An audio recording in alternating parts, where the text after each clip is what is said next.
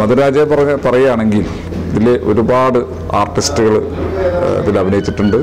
ഒരു 90ഓളം ആർട്ടിസ്റ്റുകൾ പങ്കെടുത്ത അല്ലെങ്കിൽ അഭിനയിച്ച ഒരു ബിഗ് ബഡ്ജറ്റ് ചിത്രമാണ്. മമ്മൂക്കയുടെ നല്ല ഒരു ഡയലോഗ് പഞ്ച്, അഭിനയ മികവ്, മെഗാസ്റ്റാർ മമ്മൂട്ടിയുടെ ഒരു രാജ എന്ന് പറഞ്ഞ രണ്ടാം വരവ്, അതായത് പോക്കിരാജിൽ നിന്ന് മധുരരാജയായിട്ടുള്ള രണ്ടാം വരവ് ജനങ്ങൾക്ക് തീർച്ചയായിട്ടും ഇഷ്ടപ്പെടും എന്ന് തന്നെയാണ് ഞങ്ങൾക്ക് തോന്നുന്നത്.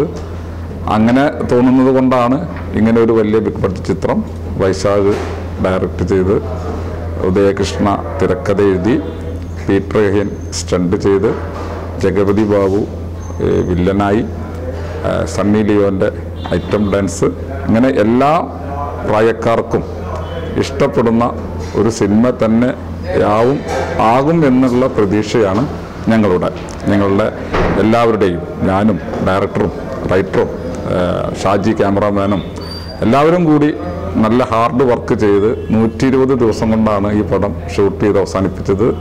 ഒരുപാട് കഷ്ടപ്പാടുകളും ബുദ്ധിമുട്ടുകളും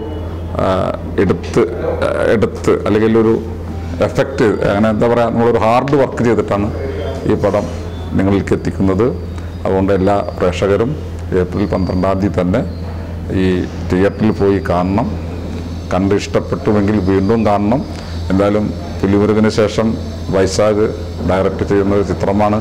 3 കൊല്ലത്തിന് ശേഷമാണ് വൈശാഖ് ഇതിൻ്റെ ഒരു പടം മേക്ക് ചെയ്തത്. 2.5-3 കൊല്ലത്തോളം അയാൾ ഇതിൻ്റെ ഒരു വർക്കിലായിരുന്നു, ഇതിൻ്റെ ഒരു സ്റ്റഡിയിലായിരുന്നു.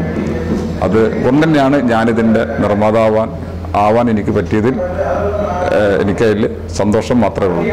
എല്ലാ മധുരാജ ഫേസ്ബുക്ക് പേജിലെ എല്ലാ ഓഡിയൻസിനും പ്രേക്ഷകർക്കും മധുരാജയുടെ പേരിലും എൻ്റെ പേരിലും വിഷു ഈസ്റ്റർ ആശംസകൾ നേരുന്നു.